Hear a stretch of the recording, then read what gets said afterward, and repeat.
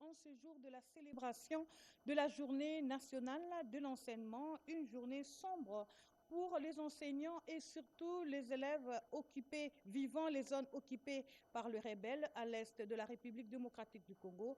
La ministre d'État en charge de l'enseignement national a adressé un message pour la circonstance, message que vous allez suivre tout à l'heure dans ce journal. Encore une fois, mesdames et messieurs, bonjour et bienvenue. Umaro Sissoko, le chef de l'État guinéen, est arrivé à Kinshasa où il a rencontré son homologue congolais Félix-Antoine Tshisekedi.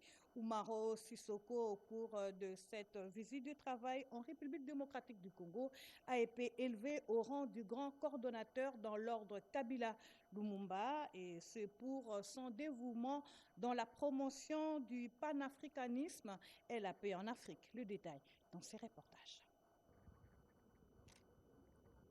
Les drapeaux de la République démocratique du Congo et celui de Guinée-Bissau, hissés côte à côte au terminal présidentiel de l'aéroport international de Ndjili, signe de l'amitié entre les deux pays et leurs chefs d'État.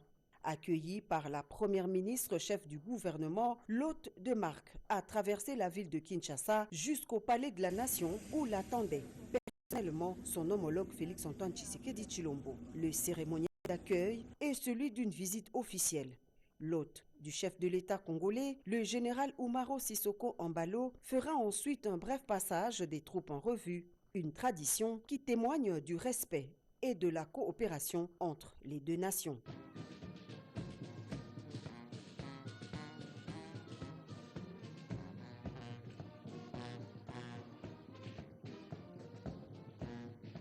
Le deuxième temps fort de se dérouler, c'est le tête-à-tête à huis clos entre les deux chefs d'État. Félix-Antoine Tshisekedi Tshilombo et Umaro Sissoko Embalo se sont retirés loin des caméras pendant plus d'une heure. Rien n'a filtré de leurs entrevues. Les deux leaders ont ensuite rejoint la mythique salle de congrès du Palais de la Nation pour une cérémonie de décoration du général Umaro Sissoko Embalo, admis grand cordon dans l'ordre national, héros nationaux Kabila Lumumba pour ses éminents services rendus au continent africain en général et au peuple congolais en particulier. Votre parcours, façonné par le courage, la rigueur et une fidélité exemplaire aux principes de souveraineté et de liberté, incarne les aspirations profondes de notre continent, celle d'une Afrique debout, fière, respectée et pleinement maîtresse de son destin. Par cet acte solennel, la République démocratique du Congo entend saluer votre mérite éminent, vous témoigner son estime profonde et sceller dans le marbre du respect mutuel et de l'amitié durable les liens indéfectibles qui unissent nos deux peuples. Les mérites exceptionnels également pour son sens aigu au panafricanisme et son engagement en faveur de la paix. Après cette brève cérémonie, les deux chefs d'État se sont présentés devant la presse pour le traditionnel point de presse. Et comme on vient de le dire dans ce reportage, les deux chefs d'État étaient face à la presse. L'hôte du président a circonscrit l'objet de sa visite à Kinshasa. Des questions liées à la coopération entre Guinée-Bissau et la République démocratique du Congo étaient également au menu. D'entrée de jeu, le président guinéen est revenu sur l'objectif de sa visite de travail en République démocratique du Congo qu'il qualifie de pays ami. Le général Embalo revient sur les sujets évoqués lors de huis clos avec son homologue Félix-Antoine Tshisekedi Tshilombo. Des sujets qui tournent autour d'une coopération dans plusieurs domaines d'intérêt commun. Le président de la République de Guinée-Bissau n'a pas manqué des mots pour remercier son homologue congolais après son admission à l'ordre national, héros nationaux Kabila Lumumba. Chaque fois qu'un frère reconnaît les valeurs de l'autre, et puis ça, je porte une haute distinction de la République sœur du Congo, et ça, je vais le partager avec le peuple bissau-guinéen. Une fois qu'un chef d'État est décoré, ce n'est pas lui en personne. Lui, il a décoré le président de la République de Guinée-Bissau. Donc, c'est le peuple bissau-guinéen qui est content et pour qu'il sache que la Guinée-Bissau sera reconnaissant envers cette décoration. Un honneur pour le président Félix-Antoine Tshisekedi Tshilombo qui évoque le parcours similaire et un idéal commun qui caractérise les deux pays. La visite de son homologue est un souhait qui se réalise au bénéfice du rapprochement des deux peuples autour d'un idéal commun, la paix en faveur du continent africain. Je suis panafricaniste dans l'âme et donc moi quand deux nations africaines se rapprochent, c'est pour moi toujours du pain béni. Je suis un fervent activiste de la cause de la zone de libre-échange continentale et je suis convaincu que le jour où l'Afrique deviendra vraiment cette zone de libre-échange, on parlera de nous autrement. Évidemment, il faut qu'on se débarrasse de certaines tares comme celles que nous connaissons, avec des pays qui se comportent encore comme dans les années 60, lors de nos indépendances, où on ne voyait les choses qu'en termes de guerre, en termes d'invasion, de déstabilisation des pays voisins et autres. C'est des choses que nous devons bannir en Afrique. Les deux chefs d'État s'engagent en faveur de l'ouverture dans les prochains jours des représentations diplomatiques dans leurs pays respectifs. Une commission mixte composée des délégués de deux pays sera mise en place pour y travailler au plus vite. Notez aussi que l'ambassadeur de la Suisse en RDC est arrivé au terme de sa mission. Il a été reçu en audience par le chef de l'État pour présenter ses adieux suivant ses reportages. Faire ses adieux comme l'exige la culture diplomatique, mais aussi faire le bilan de ces 3 années passées en poste en République démocratique du Congo en tant qu'ambassadeur extraordinaire et plénipotentiaire de la Suisse à Kinshasa. Le diplomate helvétique en fin mission parle des moments forts qui ont marqué son mandat en RDC, notamment la visite des 5 jours du président de la Confédération helvétique en RDC. Faire les au revoir, c'est toujours faire aussi un bilan, des 3 années que j'ai pu passer ici, rappeler les moments forts qu'on a eus. Je pense notamment à la visite présidentielle il y en a 2 ans où le président de la Confédération suisse avait passé 5 jours ici au pays, mais aussi les autres domaines d'intérêt commun, notamment aussi la guerre à l'Est, le climat des affaires, les entreprises suisses qui sont intéressés à investir au pays. Donc tout ça a été au menu, donc on a pu parler un peu de tous ces sujets, mais aussi remercier les autorités congolaises de l'accueil ici au pays. J'ai passé 3 années magnifiques ici à Kinshasa et dans le pays, et quand on quitte, on a toujours quelques larmes aussi, parce qu'on n'aime pas quitter, mais je garderai les bons souvenirs. Et j'espère revenir un jour en tant que touriste et visiter encore les coins que je n'ai pas encore eu l'occasion. La Suisse et la République démocratique du Congo entretiennent d'excellentes relations bilatérales marquées par plusieurs projets d'intérêt commun dans divers domaines. Une coopération vieille depuis les années 1960. On est des amis pratiquement depuis l'indépendance. Je pense qu'on a essayé de tisser davantage des liens ces dernières années.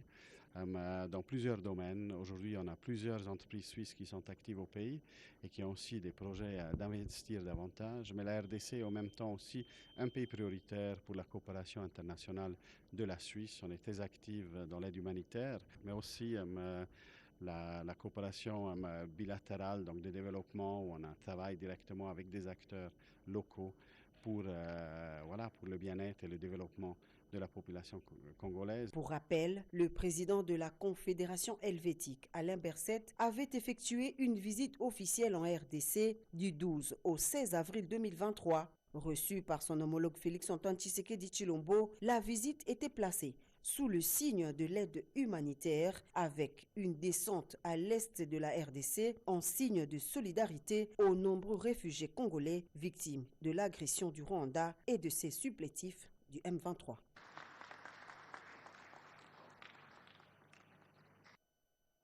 30 avril, le professionnel de la CREE célèbre la journée nationale de l'enseignement chaque année. La célébration est focalisée sur la situation sécuritaire qui prévaut dans l'Est de la République démocratique du Congo, en passant aux élèves privés de leurs droits d'éducation, suivant le message pour la circonstance adressé par la ministre d'État en charge de l'Éducation nationale, Raïssa Malo. Mesdames et messieurs, chers parents, chers enseignants, chers élèves, chers partenaires de l'éducation. Aujourd'hui, 30 avril 2025, nous célébrons la Journée nationale de l'enseignement sous le thème « Éduquer pour transformer, former pour bâtir ». À travers ce thème, nous réaffirmons une vérité simple mais fondamentale. L'éducation est le premier chantier de toute transformation durable. Former, c'est bâtir des hommes et des femmes capables de façonner leur avenir et de construire la nation. À cette occasion, je rends un hommage appuyé à toutes celles et ceux qui, chaque jour, avec patience et abnégation, transmettent nos savoirs et valeurs dans nos écoles. Nos enseignants, nos chefs d'établissement, nos inspecteurs, nos cadres administratifs portent l'espérance de la République. Grâce à eux, et malgré les défis, notre école avance. Grâce à eux, l'idéal d'une éducation publique gratuite, inclusive et de qualité devient peu à peu une réalité. Ces dernières années, ensemble, nous avons semé les graines de la transformation. Nous avons élargi l'accès à l'éducation grâce à la politique de gratuité chère au président de la République, chef de l'État. Nous avons bâti en construisant plus de 400 nouvelles écoles et en lançant dès cette année la réalisation de 3000 salles de classe supplémentaires.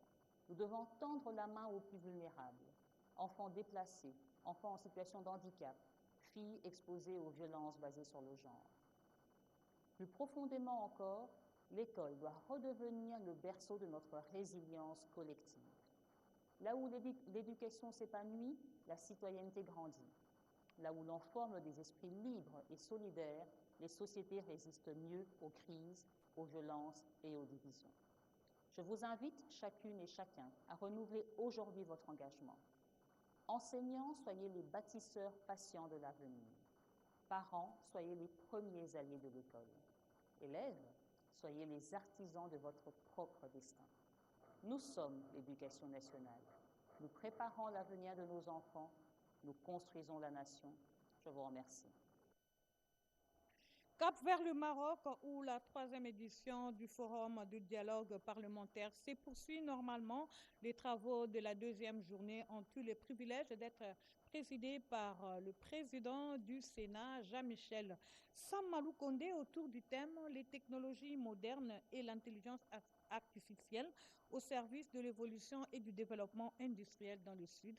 Reportage signé Janine Kalenga. De par le poids de son pays, la République démocratique du Congo et son expertise en tant qu'ancien Premier ministre et surtout aussi à cause de la pertinence de son intervention à la session d'ouverture de la 3e édition du Forum des dialogues parlementaires Sud-Sud, le président du Sénat Jean-Michel Samalou Condé Kingé a été choisi et a présidé la 2e journée du Forum international de l'Association des Sénats Shora et Conseil équivalent d'Afrique et du monde arabe, ce qui est un honneur pour lui et pour la République démocratique du Congo. À la suite des attaques mensongères du représentant du Rwanda à ses assises, ce dernier a continué de déclarer que le Rwanda n'est pas impliqué dans la crise dans l'est de la RDC et en plus, le Rwanda est un pays où il y a beaucoup de gisements miniers qui sont localement exploités sans dépendre de la RDC. Sur initiative du président de la Chambre des sages congolais, le sénateur Luanga Magela Faustin a aussitôt démontré noir sur blanc que tous les rapports des experts de l'ONU et autres ont présenté des évidences sur l'implication du Rwanda dans la crise sécuritaire dans l'est de la RDC. Poursuivant son intervention en cette session où le président du Sénat congolais assumait la présidence, l'honorable Luanga Magela Faustin a en plus réagi pour recadrer le représentant du Rwanda. Il a étalé toute la vérité contre ce mensonge qui, malgré les différents processus de paix en cours actuellement, le représentant du Rwanda continue à proférer des mensonges pour nuire à l'image de la RDC. Un coup d'épée dans l'eau car la réplique congolaise était forte au point d'emballer l'assistance. En marge de cette session et sur orientation du speaker de la Chambre haute du Parlement, Jean-Michel Samal-Kondé, la sénatrice Bougou Marengo Anne est intervenue à la session des femmes solidaires avec les femmes de la RDC, tout en se penchant sur la situation sécuritaire dans l'est de la RDC, situation qui a malheureusement causé plus de 7 millions de déplacés, dont une majorité des femmes et d'enfants continuent à subir les atrocités de cette guerre injuste malgré les différentes médiations internationales. Restons toujours au Sénat pour parler du démarrage des opérations d'identification des sénateurs nouvellement élus. C'est pour obtenir des cartes provisoires en attendant la validation de leur mandat. La salle qui vous dit Palais du Peuple a servi de cadre aux opérations d'identification et d'enregistrement des sénateurs nouvellement élus des provinces du Kwilu et du Nord Ubangi. C'est mardi 29 avril 2025. Ces opérations permettent aux élus des élus d'obtenir des cartes provisoires en attendant la validation de leur pouvoir par l'Assemblée plénière du Sénat. Parmi ces élus, on compte 3 anciens sénateurs qui ont été réélus. Il s'agit des honorables Jean-Philbert Mabaya Gizi, Mobutu Gal Albert Philippe et Balebila Basile. Ces parlementaires se disent déterminés à travailler pour le développement de leurs entités respectives, à savoir les provinces dont ils sont l'émanation. Je vais essayer de donner le meilleur de moi-même pour d'abord ma province et ensuite pour la République. C'est ça le travail d'un sénateur au niveau des lois et au niveau de contrôle. C'est ce que nous allons essayer de faire dans la mesure du possible. Ce sera un grand travail en termes de production législative, une loi sur la réforme du FONER et puis une loi sur les garanties souveraines. En plus de la production législative, il y aura un grand travail qui se fera en termes de contrôle parlementaire. Donc je peux rassurer la population qui m'a mandaté ici à travers les grands électeurs de la province du Kwilu, que nous allons œuvrer pour l'amélioration des conditions de vie de notre population, surtout d'étendue du territoire. Avec l'identification de ces 8 sénateurs, la Chambre haute du Parlement congolais de la 4e législature de la 3e République est désormais complet, avec 109 membres. Denis Kadima, le président de la CENI, est allé déposer à la Chambre basse du Parlement le rapport annuel des activités de son institution. Ce document a été reçu officiellement par le rapporteur de l'Assemblée nationale, le professeur Jacques Njoli, une démarche qui s'inscrit dans le cadre de l'exercice des redevabilités des institutions d'appui à la démocratie. Reportage à Nimbala. Dans le cadre de l'exercice de redevabilité, le rapporteur de l'Assemblée nationale, Jacques Njoli, a officiellement reçu le mardi 29 avril 2025, au nom du bureau de la Chambre basse du Parlement, le rapport annuel des activités de la Commission électorale nationale indépendante, CENI en sigle. Ce document a été remis par le président de cette institution d'appui à la démocratie, Denis Kadima. Il s'agit d'un acte administratif important qui marque la transmission formelle du rapport tel que prévu par les dispositions de l'article 224 du règlement intérieur de l'Assemblée nationale. Selon ce texte, la CENI est tenue de présenter un rapport annuel à l'Assemblée nationale à la suite de chaque processus électoral ou référendaire. Sur les plans politiques, ce rapport sera prochainement présenté au président de l'Assemblée nationale Vital Kamerhe. La commission politique, administrative et juridique PSG sera chargée de l'analyse approfondie du document avant sa soumission à l'appréciation de la plénière conformément à l'article 225 du même règlement. Ce processus participe au mécanisme de contrôle parlementaire sur les institutions d'appui à la démocratie et contribue à la transparence des opérations électorales en République démocratique du Congo. En séjour à Paris, le ministre des Médias et de la Communication, Patrick Mouyaya, a choisi la tribune de l'Institut français de relations internationales pour livrer un message clair. La paix en RDC est une responsabilité collective et l'heure est à la mobilisation accrue de partenaires extérieurs. On l'écoute. Dans le cadre de notre travail sur la présentation des vraies raisons de cette guerre ainsi que de son évolution, nous pensons que c'était important de passer par ici. Et nous avons eu l'occasion de faire le point, en tout cas de la situation depuis les motivations de la guerre, comment le conflit a évolué. Et aujourd'hui, nous sommes pratiquement au point de sortie avec notamment l'initiative américaine. J'ai eu l'occasion d'expliquer que cette initiative américaine s'effonde d'abord sur les efforts régionaux et que le premier principe sur lequel nous nous tenons, c'est l'intégrité territoriale et la souveraineté de la RDC, y compris sur son territoire et sur ses minerais. Je pense qu'il était important que tous les décideurs qui étaient représentés ici à cette table puissent comprendre l'action de la République démocratique du Congo. Depuis qu'on a commencé la crise, on n'a jamais eu autant un investissement à haut niveau du gouvernement américain. Et que la déclaration de principe qui reprend toutes les problématiques telles que nous les avons sériées et présentées pour nous constitue une avancée. Mais il y a des discussions qui sont en cours. Nous sommes optimistes, nous sommes aussi vigilants parce que nous connaissons l'adversaire en face. Ici, je veux profiter pour rassurer les uns les autres. Il n'y a aucune action qui n'est en cours, qui n'a fait l'objet des discussions précédentes, des discussions actuelles ou des discussions à venir, qui va compromettre dans le moindre once les intérêts de la République démocratique du Congo.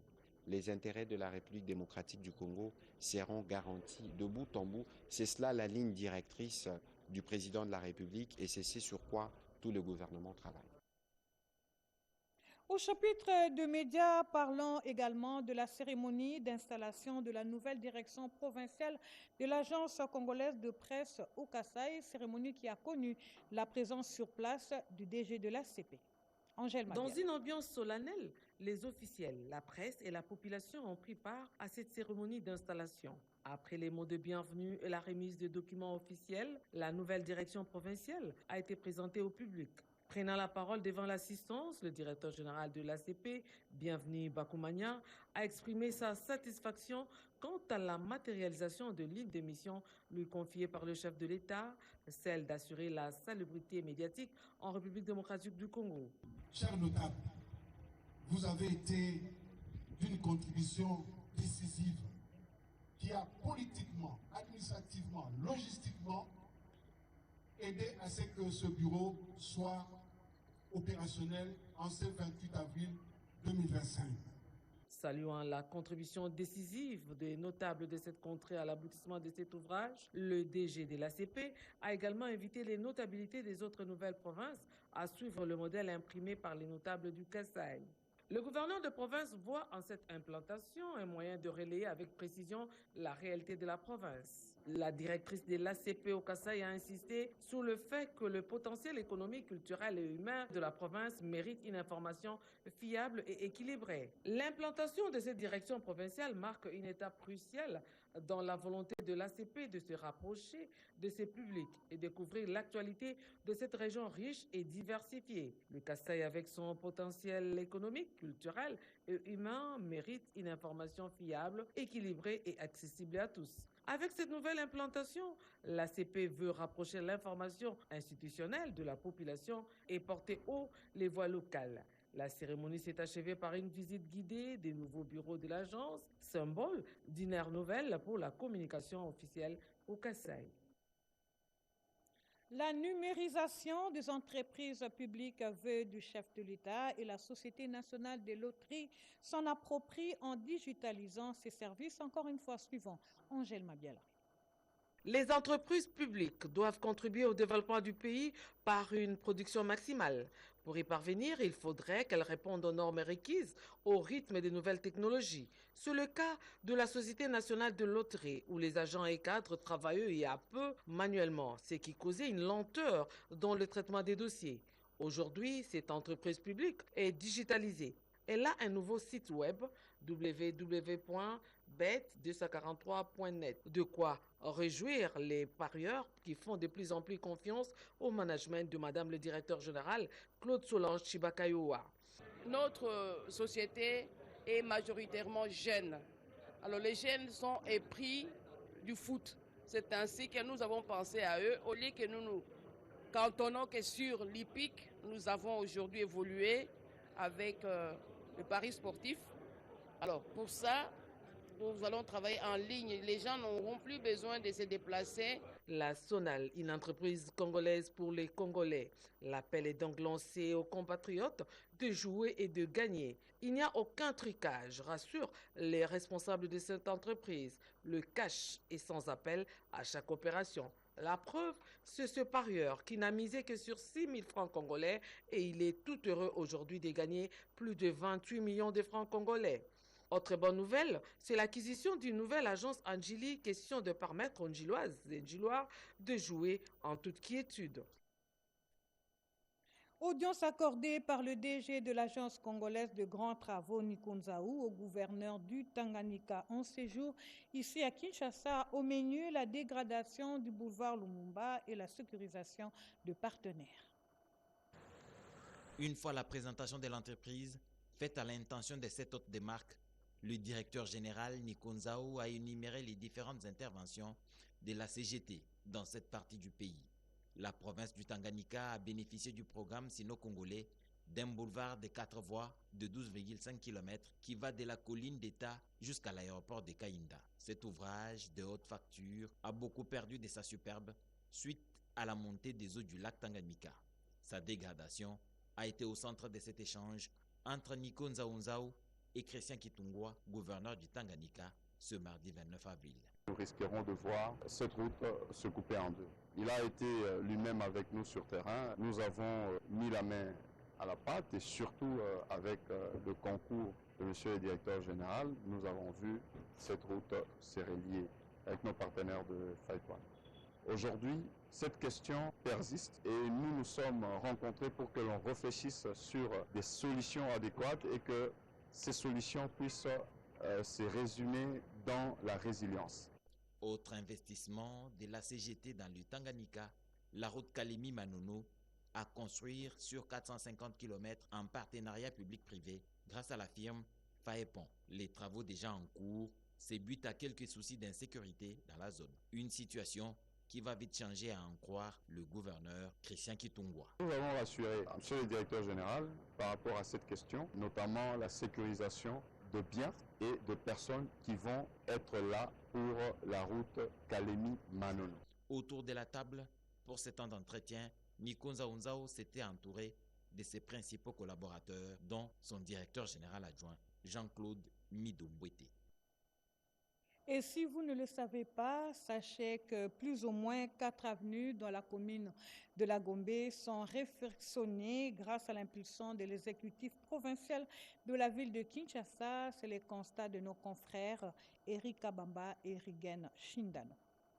Pour désengorger les grandes artères de la capitale, certaines routes secondaires revêtent déjà de leur plus belle robe. C'est le cas notamment de l'avenue TSF, située en perpendiculaire du boulevard du 30 juin. Cette rue, qui relie la plus grande avenue de la ville de Kinshasa avec la paroisse Notre-Dame de Fatima, a été complètement transformée. Même constat fait sur l'avenue du Livre, située en parallèle toujours du boulevard du 30 juin. Dans ce même rayon de la commune de la Gombe, les avenues Taboulay et Colonel Ebea ont toutes été revêtues de la nouvelle tunique. Ces nouveau mode de construction par bétonnage suscite déjà de réactions auprès des Quinoises et Quinois. L'étudiante qui emprunte cette route invite les autorités à assurer l'entretien de ces nouveaux bijoux. La construction a été faite, mais il faut aussi maintenant veiller à l'entretien. Même réaction de la part de Océane, étudiante en aile informatique. Je trouve que ça évolue vraiment bien. Les gens veillent à leur véhicule afin que ça ne dédommage pas encore plus la route. D'autres habitants, par contre, s'inquiètent déjà de la réhabilitation de ces routes en béton au cas où ces dernières seront totalement délabrées. Nous les avons vues, mais à un moment donné, ça s'est détruit. Maintenant, aujourd'hui, on commence à les renouveler. La façon de bétonner les routes, je crois que ça peut avoir la garantie d'une bonne route. Mais il semble que pour les réparer, s'il fois qu'il y a des trous, ça poserait encore des problèmes. Le gouvernement provincial fournit les efforts afin d'y apporter des solutions idoines en termes de mobilité dans la capitale, en vue de se conformer à la vision du président de la République, Félix Antoine Tshisekedi Tshilombo. Suspension du contrat entre la Commission nationale de prévention routière et son fournisseur des insignes distinctifs de signalisation. Décision du vice-premier ministre, ministre des Transports, saluée par les agents et cadres de ce service. Ils étaient à ce sujet devant le Conseil d'État et le ministère de la Justice.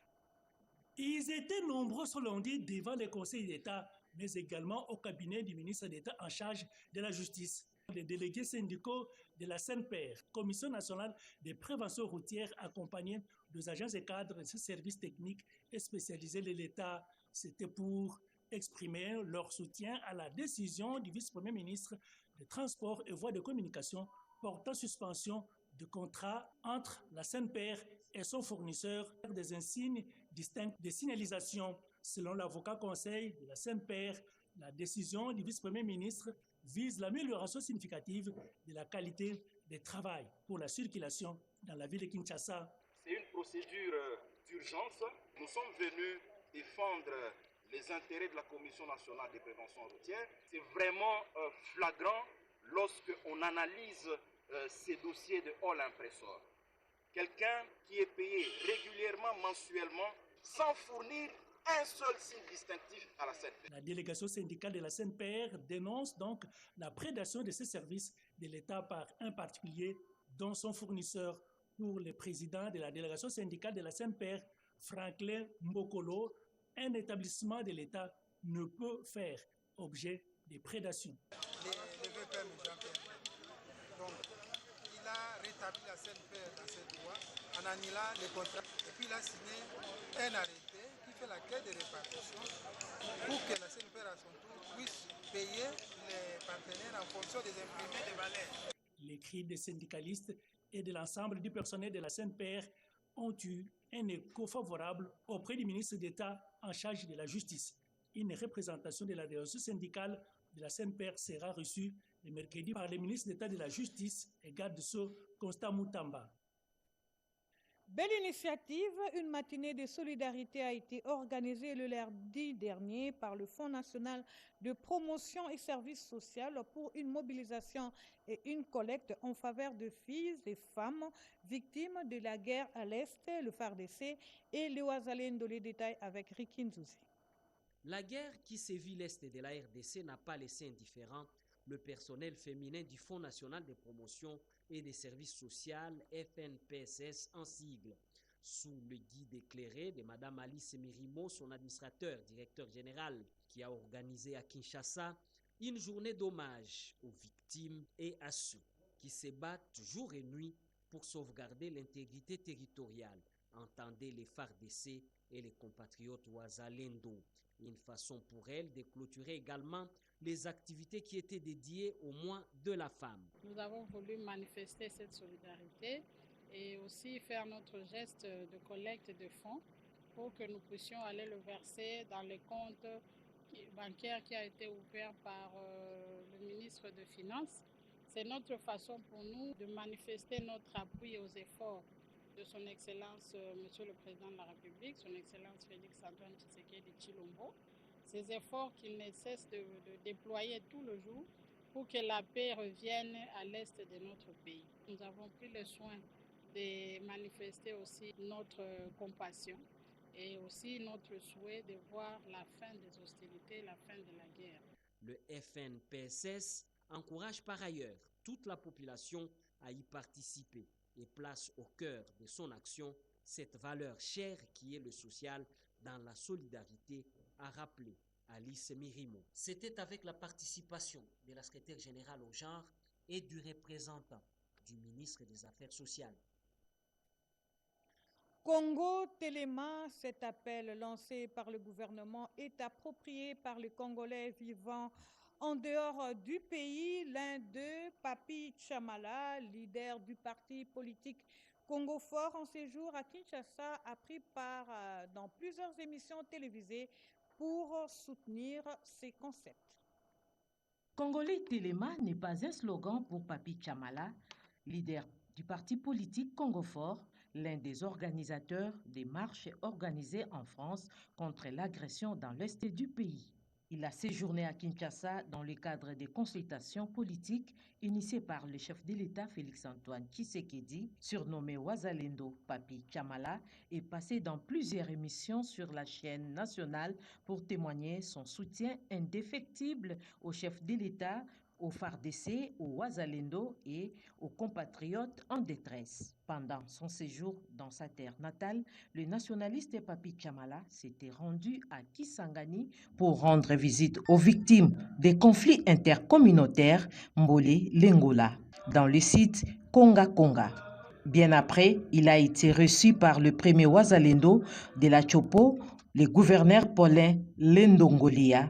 De retour à Paris, Papi Tchamala a participé au concert de solidarité en faveur des victimes de cette guerre d'agression, preuve de son attachement à sa mère patrie. Au Sankourou, l'on nous signale que les travaux de réhabilitation du pont Kabondo, situé au centre du Lusambo, chef-lieu, évoluent très bien.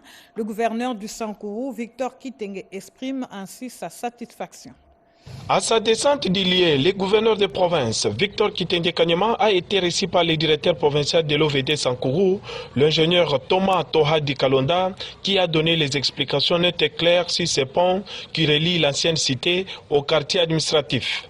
Émis de joie, Victor Kitenge Kanyama s'est dit déterminé à désenclaver les différentes zones de sa province en réhabilitant les ponts et les infrastructures routières. Honoré de la visite de l'exécutif provincial, le directeur provincial de l'OVD, Thomas Tohadi Kalonda, a exprimé toute sa gratitude envers le gouverneur de province pour son soutien durant l'exécution de ces travaux, tout en soulignant les défis auxquels l'OVD Sankourou est confronté. Je suis très flatté de sa visite. Non seulement qu'il a visité, mais nous pouvons le dire sans vous cacher que ses expressions étaient très très bonnes et cela nous encourage davantage. Et nous aussi, de notre côté, nous n'avons pas aussi fermé notre langue et nous avons fait voir tous les désirata qui est de notre côté, les difficultés avec lesquelles nous réalisons tous ces travaux ici et nous l'avons fait voir et nous espérons en tant que bon père et comme en tout cas les premiers parmi nous, comme nous l'avons dit, il fera de son mieux, voire même toucher la hiérarchie pour que nous puissions nous retrouver dans tout ce que nous avons comme besoin, afin que très prochainement nous pouvons réaliser avec une performance très importante. Notons que ces travaux ont été financés par le gouvernement central et le taux de réalisation est évalué à plus de 90%. C'est la fin de ce journal, mesdames et messieurs. Merci de nous avoir suivis. Mais avant de nous quitter, voici le rappel des titres. Éduquer pour transformer, former pour bâtir, thème décortiqué en ces jours de la célébration de la journée nationale de l'enseignement.